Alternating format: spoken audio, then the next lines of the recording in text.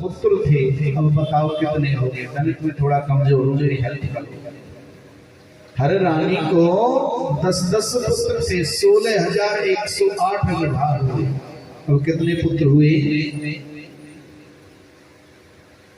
चलो कोई बात नहीं, नहीं बता दो, सब एक दूसरे की तरफ देख रहे हैं, कैलकुलेटर लग जाने लग जाती है। भगवान के टोटल पुत्र हो गए 1,61,080। एक एक पुत्री भी थी। अब इतना बड़ा परिवार भगवान का, क्या कल के भंडारे में भगवान को निमंत्रण देगा? अरे महाराज, पूरे नगर का नगर तो पहले ही बसा हुआ है, यहाँ तो केवल 200, 400, 500 बसों का अरेंज किया है। इतना हमारे बस की बात। कहते कि भगवान की 16,100 तो रानियां हैं और अष्टपट रानियां हैं। अष्टपट रानियां कौन कौन सी? भूमिरा फोड़नलो वायु मनो बुद्धिरेव च अहंकारं नित्यं मे भिन्ना प्रकृतिरष्टधा। भगवान की 8 पटरानियां हैं। कौन कौन सी? भूमि, जल, अग्नि, वायु, आकाश, मन, बुद्धि और अहंकार। ये भगवान की अष्टपटरानियां हैं। सभी बड़े सुंदर भाव से रहने लगे। इधर भगवान ने देखा कि सभी रानियों को क्रोध आ जाता, लेकिन रुक्मिणी मैया को कभी क्रोध नहीं आया। सत्यभामा, जाम्बुवती जी तो बार बार बात बात पे क्रोध करती थी। सत्यभामा तो ज्यादा क्रोध करती थी। क्यों? क्योंकि ज्यादा दहेज लेकर के आई थी, मणि लेकर के आई, जो 8 भार सोना नित्य प्रति देती। कहते कि जो बहू ज्यादा दहेज लेकर के आती है, उसके नखरे कुछ ज्यादा ही होते हैं। फिर बहू काम नहीं करती है, फिर तो सासू मैया को काम करना पड़ता है। उठने से पहले ही सासू मैया बहू के सिराने चाय का कप रख, अरे बहू, अरे बेटी तेरी चाय रखी है। बहू के नखरे सहन करने पड़ते। एक बार ऐसा हुआ, एक बहू अपनी सास से बहुत ज्यादा परेशान हो गई और अपने पिताजी के घर गई। पिताजी, अब मैं उस घर में रहना नहीं चाहती। मेरी सासू तो हर वक्त मुझे खाऊं खाऊं लगी रहती है, इतना झगड़ती है मुझसे। अगर मैं कोई कार्य की कह देती हूँ तो थाने को दौड़ती है। मुझे नहीं रहना उस घर में अब। पिताजी बार बार समझा, नहीं बेटी ऐसी बात नहीं। नहीं नहीं पिताजी, अब मैं रहना ही नहीं चाहती उस घर में। या तो आप मुझे जहर की पुड़िया दे दो, जहर दे दो, या मेरी सासू मैया के लिए जहर दे दो। अब तो बेचारा पिता दुविधा में पड़ गया, करे तो करे। लेकिन पिताजी थोड़ा सा सत्संगी था। कहते हैं ना, बिन सत्संग विवेक न होई, राम कृपा बिन सुलभ न सोई। मनुष्य के जीवन में सत्संग होना बहुत जरूरी है, लेकिन आजकल सत्संग बहुत दूर होता जा रहा है। आजकल तो मनुष्य के जीवन में व्हाट्सएप, फेसबुक और पता नहीं क्या क्या आ गया है। सत्संग दूर चला गया, उस मोबाइल से प्रीति बहुत ज्यादा हो गई है। ये आपकी बात नहीं, ये पूरी दुनिया की बात है। आज बार बार तो बेटी कहती, पिताजी या तो मुझे जहर दे दो या मेरी सासू मैया के लिए जहर दे दो। पिताजी समझा रहे, बेटी देखो, अगर तेरी सासू मैया को जहर दे दिया जाएगा और जहर खा करके वो मर जाएगी, उसका शरीर नीला पड़ जाएगा, तो सभी को पता लग जाएगा कि जहर दिया है। पिताजी फिर करूं तो करूं क्या? बेटी मैं आपको ऐसा जहर दे दूंगा, आप थोड़ा थोड़ा अपनी सासू मैया की सब्जी में मिला दिया करना, धीरे धीरे असर होगा, एकदम असर नहीं होगा, किसी को पता भी नहीं लगेगा और तेरा काम भी हो जाएगा। कि हाँ पिताजी ये सही है। तो आज पिताजी ने कुछ पुड़िया बांध करके दी। बेटी इस एक पुड़िया को नित्य प्रति अपनी सासू मैया के सब्जी आदि में डाल दिया। देख बेटी मैं तुझे 3 महीने की ये पुड़िया बना करके दे रहा हूँ, मेरे कहने से तुझे एक काम करना पड़ेगा। पिताजी क्या करना पड़ेगा? बेटी जागने से पहले, तेरी सासू मैया के जागने से पहले चाय का कप उसके सिराने आ जाए, उसके नहाने से पहले गर्म पानी उसके बाथरूम में रख दो, उसके कपड़े धुले हुए प्रेस करके उसके सामने रख दो, गरम गरम प्रसादी उसको बना करके खिलाओ और थोड़ी देर सासू मैया की चरण सेवा। पिताजी मेरे से नहीं होगा। बेटी 3 महीने की तो बात है बस, फिर तो तेरा सारा जीवन सुखमय व्यतीत होगा। बार बार कहा कि मरता क्या नहीं। ठीक है पिताजी आप कह रहे हो तो मैं ये कर सकती हूँ। तो आज आ गई बेचारी 3 महीने की पुड़िया लेकर के आज नित्य प्रति अब तो भोजन प्रसादी जो बनाने लगी है, और भोजन प्रसादी बनाते बनाते पहले ही चाय का कप सराने आ जाता, बाथरूम में गर्म पानी रखा जाता, और तो सासू मैया की सेवा होती रहती। और जब सेवा होने लगी रात को सासू मैया के चरण दबाए। अब तो जब सासू मैया के चरण दबाए तो सासू मैया ने सोचा मेरी बहू में तो बदलाव आ गया, अब मैं क्यों इससे गुस्सा करूं, क्यों लड़ूं। अब तो जब कोई त्योहार आता, कोई उत्सव होता, तो सासू मैया बहू को बाजार ले जाती। बेटी जो तेरा जी चाहे सो बाजार से खरीद ले।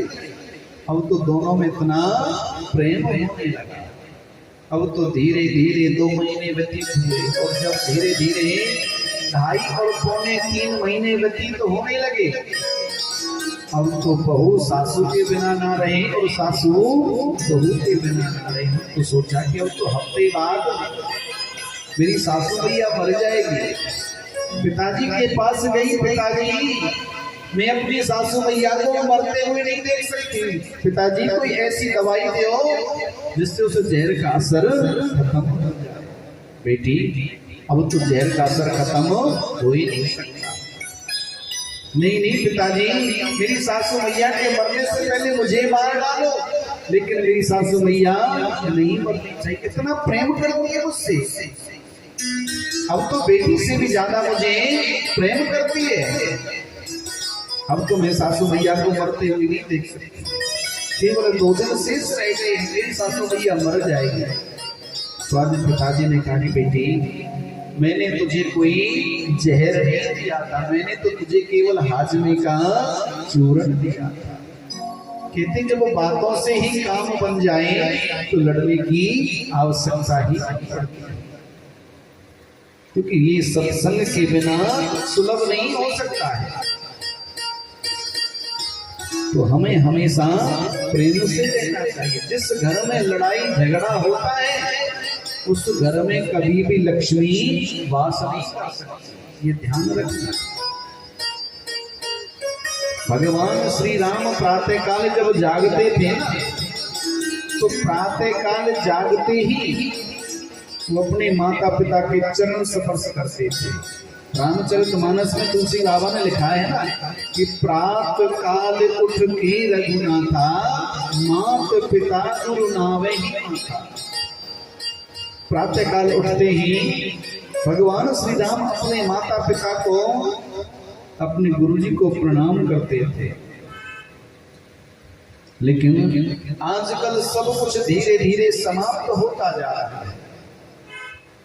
हमें नित्य प्रति उठ करके अपने माता पिता, अपने सासू मैया के चरण दबाने चाहिए।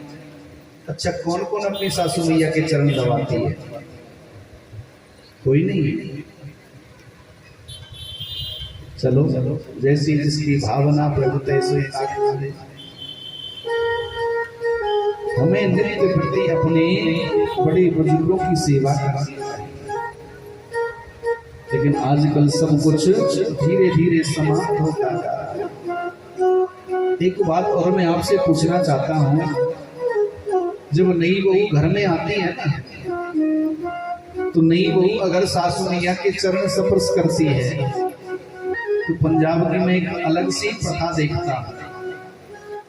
पंजाब की मैया कहती हैं कि साईं जी वे आशीर्वाद देती है। मैया पता नहीं क्या क्या आशीर्वाद देती है, मोही मुंह में अपने मुंह में पता नहीं क्या क्या कह जाती है। दो शब्द तो मुझे सुनाई पड़ते हैं बस, कि साईं जी वे और ठंडी रहे। साईं जी वे का तो चलो मैं समझता हूं कि तेरा सुहाग अटल रहे, लेकिन ठंडी रेखा मैं आज तक नहीं समझ पाया कि ठंडी रेखा क्या होता है। चलो मैयाओं का अपना भाव है, तो कभी हमारे जीवन में क्रोध नहीं करना। क्रोध मनुष्य की अकल को खा जाता है, बुद्धि को बिगाड़ देता है। एक बार भगवान जब रुक्मणी मैया के कक्ष में गए और रुक्मणी मैया से बार बार कहते हैं, देवी भगवान सोच रहे हैं कि देखो तो सही रुक्मणी के चेहरे पर क्रोध कैसा प्रतीत होता है। आज जैसी रुक्मणी मैया ने भगवान को देखा, भगवान कुछ चिंतित बैठे थे। प्रभु क्या हुआ? अरे देवी एक बात हो तो बताऊं, यहाँ तो अनेकों बातें हैं। अरे प्रभु बताओ तो सही। कहा कि आपने मुझ काले से विवाह क्यों किया? इतने सुंदर राजकुमार आए थे, तुमने मुझ काले से ही विवाह क्यों किया? रुक्मणी मैया कोई जवाब नहीं दे रही। भगवान श्री कृष्ण कह रहे हैं कि अभी क्रोध नहीं आया है। रुक्मणी मैया ने मनी मन जवाब दिया कि प्रभु मुझे आप थोड़े से वीर लगे थे। भगवान फिर कहते कि काहे का वीर? अरे मैं तो रन छोड़ करके भाग गया लड़ाई के मारे, मैं तो रन छोड़ करके भागे, आप मुझे वीर कहती हो? अजीब विवाह तो नहीं करती, लेकिन सभी राजकुमारों में आप जगत पिता मुझे नजर आए।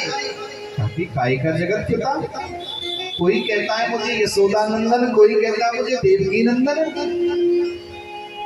मेरे माँ का नहीं पता, मेरे पिता का नहीं पता, और आप मुझे जगत पिता कहती हो। बार बार जब कहा, लेकिन जब कोई क्रोध नहीं आया तो आज भगवान ने कहा, देवी अभी भी कुछ नहीं बिगड़ा है, अगर आप चाहो तो मैं आपका विवाह अभी शिशुपाल से करा देता हूं। जब इतना कहा तो आज रुक्मणी मैया को क्रोध नहीं आया, लेकिन मूर्छित अवस्था जरूर हो। आज भगवान ने चतुर्भुजी रूप धारण किया, और चतुर्भुजी रूप धारण करके आज दो हाथों को सर के नीचे लगाया है और दो हाथों से आज पंखा चल रही। मैया को जैसे होश आया, प्रभु मेरे प्राण चाहिए तो मेरे प्राण ले लो, लेकिन कभी मुझसे ऐसी अटपटी बातें मत करना। भगवान कह रही, देवी मैं तो केवल ये देख रहा था कि आपके चेहरे पर क्रोध कैसा प्रतीत होता है। बार बार कहा कि क्रोध मनुष्य की अकल को खा जाता है। एक और संतों ने बड़ा सुंदर भाव कहा, एक बार एक पति और पत्नी आपस में प्रेम करते थे, और जब वो प्रेम करते थे तो आज वो पति कहता है कि देवी मुझे परदेश जाना चाहिए कमाने के लिए, क्योंकि गृहस्थियों को खूब पैसा कमाना चाहिए, खूब धन कमाना चाहिए। तो आज पत्नी कहती है ठीक है आप जा रहे हो। आज पति देव जब परदेश चले गए कमाने के लिए, अब तो खूब विदेश में जाकर के पैसा कमाया, अब तो बहुत बड़ा आदमी बन गया। जब बहुत बड़ा आदमी बन गया, सोचा कि अब मुझे 20-22 वर्ष हो गए, क्यों ना अपने नगर की तरफ चलना चाहिए। शास्त्रों का नियम है ना कि जननी जन्मभूमि स्वर्गादपि करियसि। जो जन्मभूमि है वो स्वर्ग से भी ज्यादा सुंदर मानी गई है। आज बार बार जब कहा है, और आज जैसी अपने नगर की तरफ आने लगा तो एक संत महाराज वहां से गुजर कर के जा रहे थे। और जब संत महाराज गुजर कर के जा रहे थे, संत महाराज गुजर कर के जब जा रहे थे तो नजर पड़ी संत महाराज के ऊपर। वो संत महाराज को चिंता में देखा। अरे संत महाराज कैसे चिंतित हो रहे हो? अरे बेटा मैं क्या करूं, मैं आपके इस नगर में ज्ञान के सूत्र बेचने के लिए आया था। ज्ञान के सूत्र बेचने के लिए आया था, लेकिन यहाँ तो ज्ञान के सूत्रों की कोई कीमत ही नहीं है। बार बार जो कहा, अरे महाराज बताओ तो सही क्या है? अरे बेटा यहाँ ज्ञान के सूत्र को कोई लेना ही नहीं चाहता है। क्योंकि महाराज आपके ज्ञान के सूत्र की कीमत क्या है? तो कहा कि मेरे ज्ञान के एक सूत्र की कीमत है 500 स्वर्ण मुद्राएं। अब तो ये सौदा थोड़ा सा महंगा लगा। ये सौदा थोड़ा सा जब महंगा लगा तो बार बार जब कहा कि महाराज सोचने लगा कि मेरे पास पैसा तो अनंत है, लेकिन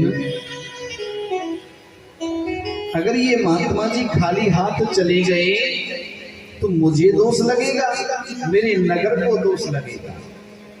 पैसा तो मेरे पास अनंत है, क्यों ना खरीद ही लेता। महाराज ज्ञान के सूत्र की कीमत 500 स्वर्ण मुद्राएं।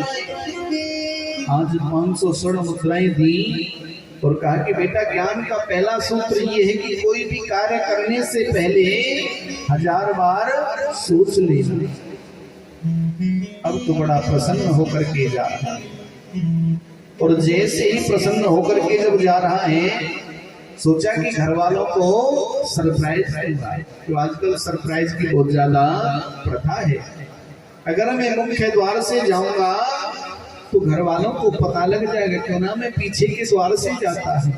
अब जैसे ही पीछे के द्वार से गए और पत्नी के कक्ष में जैसे ही प्रवेश किया, पत्नी के कक्ष में प्रवेश करते ही अब तो उसको क्रोध आ गया। कहा कि इस पत्नी की मैं परदेश में कितनी चिंता करता था, लेकिन ये पत्नी तो पर पुरुष के साथ सहन कर रही है। आज इसको छोड़ूंगा नहीं, मार डालूंगा। आज खड़ग निकाली, तलवार निकाली और जैसे ही प्रहार करने लगा। ज्ञान का सूत्र याद आ गया, कोई भी कार्य करने से पहले 1000 बार सोच लेना चाहिए। अब तलवार को जैसे रखने लगा, सिराने पानी का गिलास रखा था, गिर पड़ा। पत्नी की नींद खुली। पतिदेव आप आ गए, लेकिन पतिदेव तो क्रोध में थे। देवी मैं तुम्हारी परदेश में कितनी चिंता करता रहा, लेकिन आज आप परपुरुष के साथ सहन कर रही हो। तो आज पत्नी ने उस पुरुष को जगाया, बेटा अयम ते पिता, ये तेरे पिता हैं, चरणों में प्रणाम करो। अब जैसी चरणों में प्रणाम करने लगा, सर पर पगड़ी बंधी हुई थी और जैसे प्रणाम किया, आज वो पगड़ी सर से गिर पड़ी, बाल खुल गए। प्रभु हे पतिदेव, ये जब आपकी पुत्री, जब आप परदेश गए थे तब मैं गर्भवती थी और आपकी पुत्री का जन्म हुआ। आपकी पुत्री को मैंने एक पुरुष की भांति पालन पोषण किया, क्योंकि समाज में नाना प्रकार की कुरीतियां हैं। आपकी पुत्री के जीवन में कोई लांछन ना लग जाए, इसी कारण मैंने इसका जो पालन पोषण एक पुरुष की भांति किया। तो आज वो पुरुष सोचने लगा, अगर मैं उस ज्ञान के सूत्र को नहीं अपनाता तो मेरी तो पत्नी भी मारी जाती, मेरी बेटी भी मारी जाती। कहते वो ज्ञान का सूत्र तो बहुत ही सस्ता था। आज बड़ा सुंदर भाव श्री सुखदेव जी महाराज राजा परीक्षित को ग्रहण करा रहे। धीरे धीरे जब समय व्यतीत होता गया, भगवान अपने राज काज में इतने व्यस्त हो गए। आज सूर्य ग्रहण के अवसर पर आज एक यज्ञ रचा। वसुदेव जी ने एक यज्ञ रचा और सभी को निमंत्रण दिया गया, जिसमें सभी राजा, सभी ब्रजवासी, मैया यशोदा, नंद बाबा, सभी ब्रज गोपी सभी आई। भगवान बार बार अपनी उन ब्रज गोपियों की सराहना करते।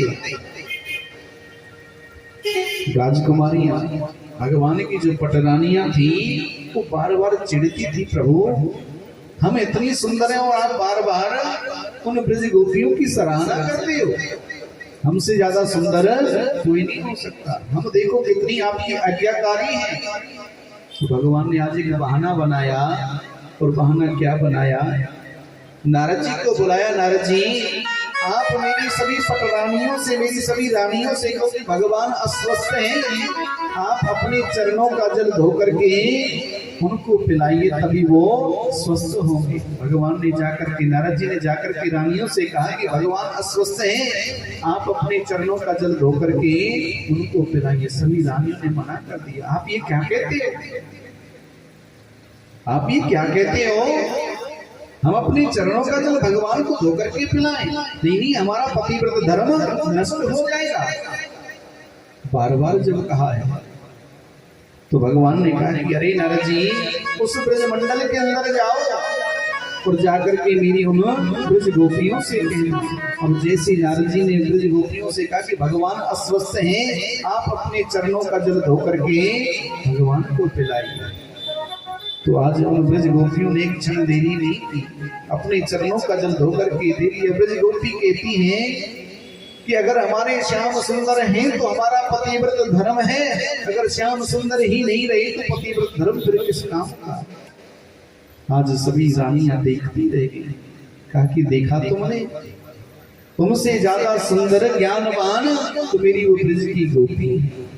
आज भगवान ने सूर्य ग्रहण के अवसर पर आज यज्ञ रचा है। सबके अपने अपने शिविर लगे हुए हैं, और जब सबके अपने अपने शिविर लगे हुए हैं, हर कोई अपने अपने शिविर में बैठा है। आज मैया यशोदा, नंद बाबा, सभी ब्रज गोपी सभी आए। और आज जैसी मैया यशोदा को पता लगा कि मेरो कन्हैया भी, मेरो लाला भी इस यज्ञ में आया है, अब तो हर शिविर में आवाज लगा रही है, अरे ओ कन्हैया, अरे ओ लाला, अरे ओ कनुआ। अब जैसे मेरे गोविंद ने इस आवाज को सुना, मेरे गोविंद दौड़ पड़े और आज मैया के चरणों में गिर पड़ी। मैया ने आज लाला को ले भरे और अपने अश्रुओं से आज लाला के सर को भिगो दिया। आज मैया यशोदा बार बार लाला की तरफ देख रही, लाला को निहार रही। भगवान श्री कृष्ण कहते कि मैया तुम इतनी निर्दयी हो गई। उन्होंने कहा कन्हैया, लाला कैसे?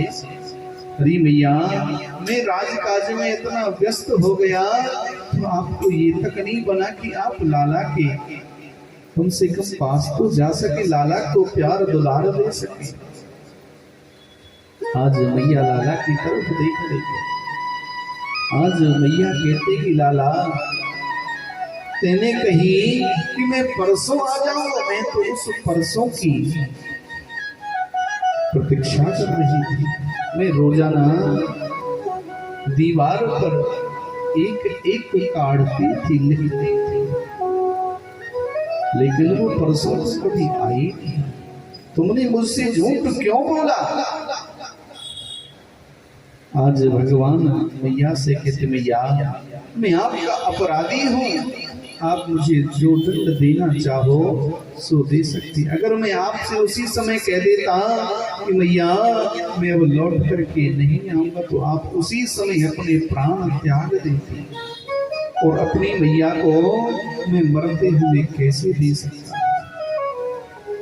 क्योंकि माँ का हृदय इतना कोमल होता है। बेटा जब बड़ा हो जाता है और बेटा जब अपनी नौकरी पर जाता है और जब शाम को आता है तो केवल माँ ही पूछती है, बेटा कुछ खाया? पिता पूछता है कि क्या कमाया, लेकिन माँ पूछती है कुछ खाया? तो ये कहते हैं ना, माँ जैसी ममता दुनिया में मुझे नहीं बताई। माँ की ममता तो ऐसी होती है, वो अपने पुत्र को कभी संकट में देख नहीं सकती। लाला तुम सुख से रहो, मैं तो अपने जीवन को जैसे मर्जी बिता लूंगी, लेकिन मेरे पुत्र के जीवन में कोई व्यवधान हो मैं ऐसा नहीं देख सकती, क्योंकि माँ का हृदय माँ का होता है। एक बार एक माँ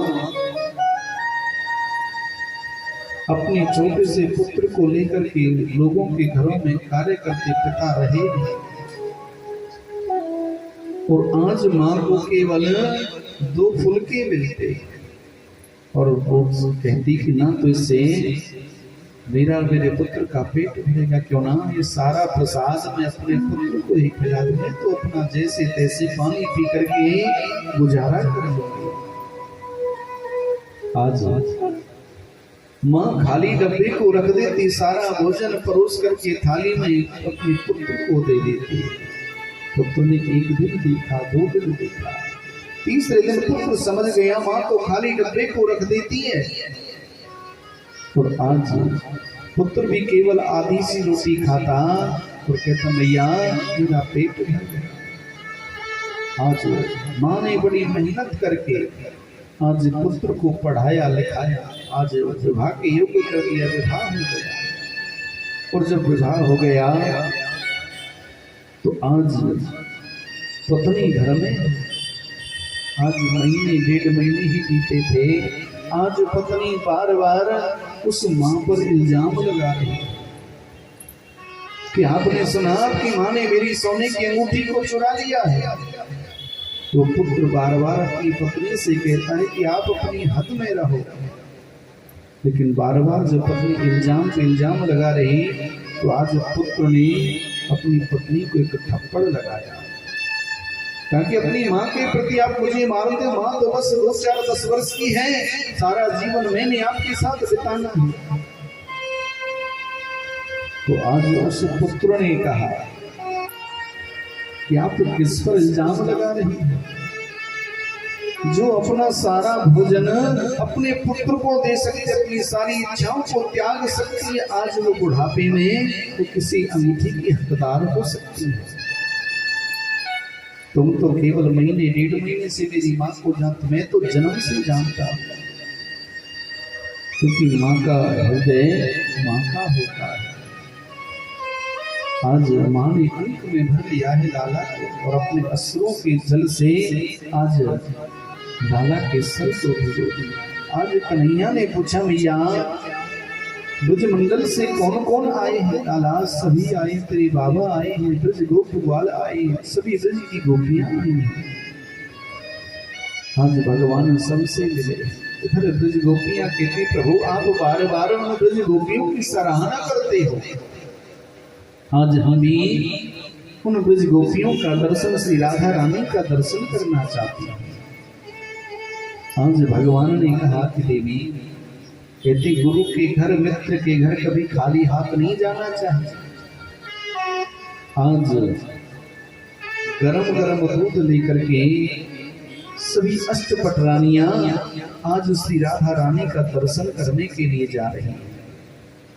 और आज जैसे ही पहली जोड़ी पर पहुंची, और आज पहली जोड़ी पर सखी खड़ी थी, हे श्री राधा रानी प्रणाम करती हूँ। उस सखी ने कहा कि मैं राधा रानी नहीं, मैं तो श्री राधा रानी की सखी विशाखा।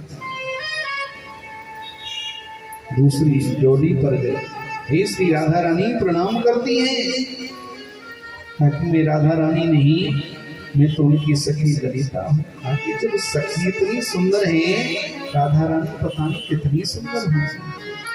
तीसरी जोड़ी पार करी, हे श्री राधे रानी प्रणाम करती है, कहा कि मैं राधा रानी नहीं, मैं तो सखी उनकी चित्रा हूँ। अब तो देखती रह गई।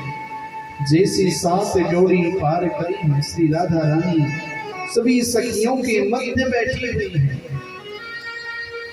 और आज नेत्रों से अश्रु प्रवाह हो रहा है।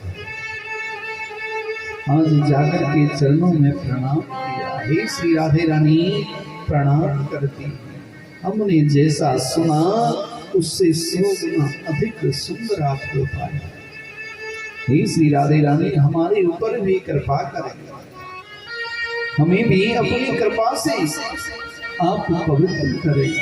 गोविंद की कृपा हमारे ऊपर बरसे, हमारा मन आपके श्री चरणों में लग जाए, हमारी डोर आपके श्री चरणों में जुड़ जाए। हे श्री राधे रानी हमें ऐसा आशीर्वाद दे। आपको कृपा की देवी और प्रेम की मूर्ति हो। श्री राधा रानी के नेत्रों से अश्रु प्रवाह हो रहा। तो आज बड़ा सुंदर भाव संतों ने लिखा, मेरी जीवन की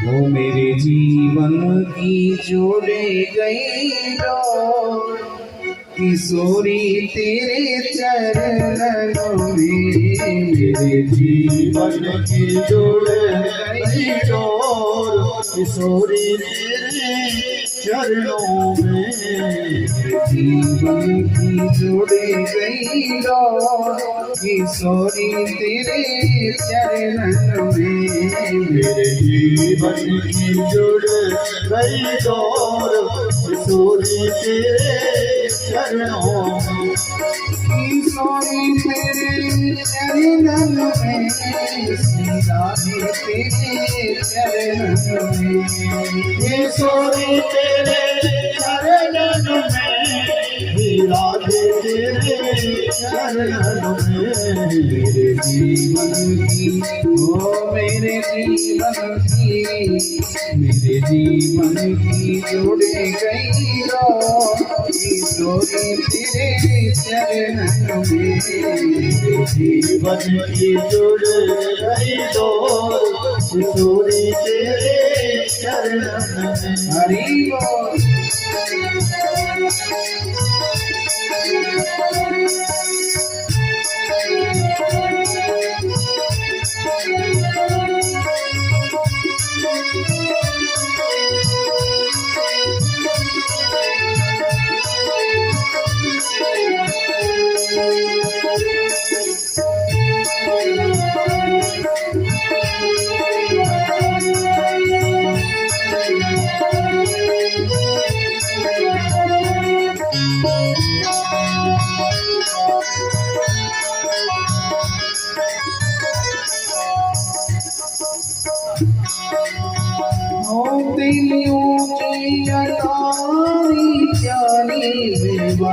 तेरी गलियों पे हो तेरी ऊंची अटारी प्यारी मैं बारी तेरी गलियों में, तेरी ऊंची अटारी प्यारी मैं बारी तेरी गलियों पे, तेरी ऊंची अटारी प्यारी मैं बारी तेरी गलियों में, मेरे जीवन की हो मेरे जीवन की मेरे जीवन की हो जाए गो, किशोरी तेरे चरणों में मेरे जीवन की जुड़ जाए डोर, किशोरी तेरे चरणों में, किशोरी तेरे चरणों में, श्री राधे तेरे चरणों में, किशोरी तेरे चरणों में, श्री राधे तेरे चरणों में,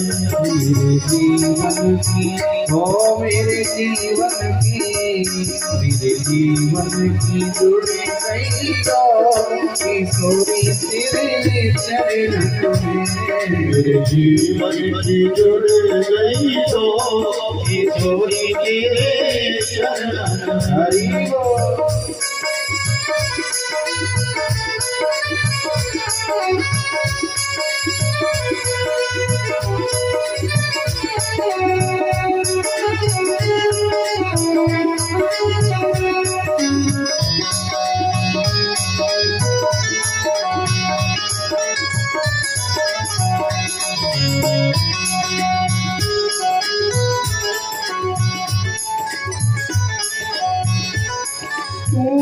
एक इशारा कर दे मैं दौड़ी आऊं बरसाने तो एक इशारा कर दे मैं दौड़ी आऊं बरसाने तू एक इशारा कर दे मैं दौड़ी आऊं बरसाने तो एक इशारा कर दे मैं दौड़ी आऊं बरसाने मैं दौड़ी आऊं बरसाने मैं दौड़ी आऊं बरसाने तो नाचूं हो मैं तो नाचूं मैं तो नाचूं बन के हो किशोरी तेरे चरण में मेरे जीवन की जुड़ गई दो किशोरी तेरे चरण में मेरे जीवन की जुड़ गई तो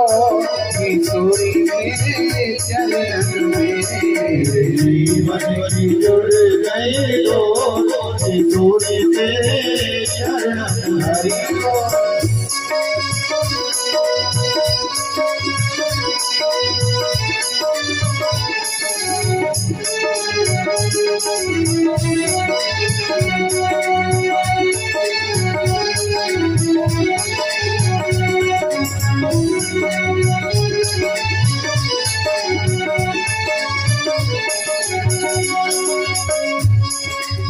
ओ मेरा पल में भाग्य बदलने इशारा तेरी करुणा का मेरा पल में भाग बदल दे सारा तेरी करुणा का मेरा पल में भाग्य बदल दे इशारा तेरी करुणा का तेरा पल में भाग बदल दे सारा तेरी करुणा का मेरे जन्मों की हो मेरे जन्मों की मेरे जन्मों की कट जाए रो किशोरी तेरे चरण में मेरे जीवन की जुड़ जाए तो किशोरी तेरे चरण में मेरे जीवन की जुड़ गई रो किशोरी तेरे चरण में मेरे जीवन की जुड़ गई तो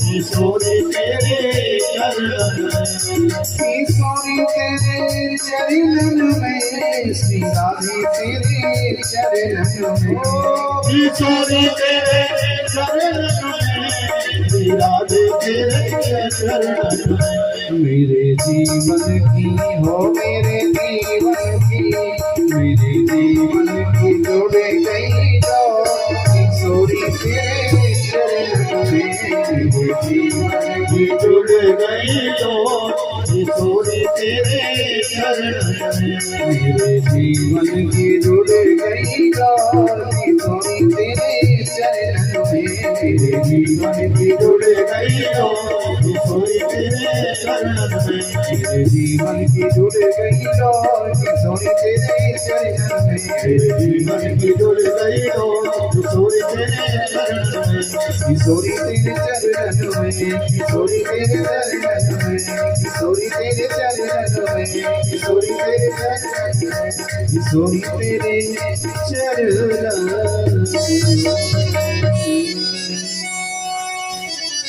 आज सभी रानियां श्री राधा रानी से मिली वार्तालाप करी और आज श्री राधा रानी ने पूछा कि भगवान श्याम सुंदर मुझे याद तो करते होंगे। आज सभी रानियों ने कहा कि भगवान श्याम सुंदर तो आपको हर घड़ी हर क्षण हर पल याद करते हैं। तो प्रभु ने मेरे लिए कुछ भेजा है ताकि आपके लिए दूध भेजा है।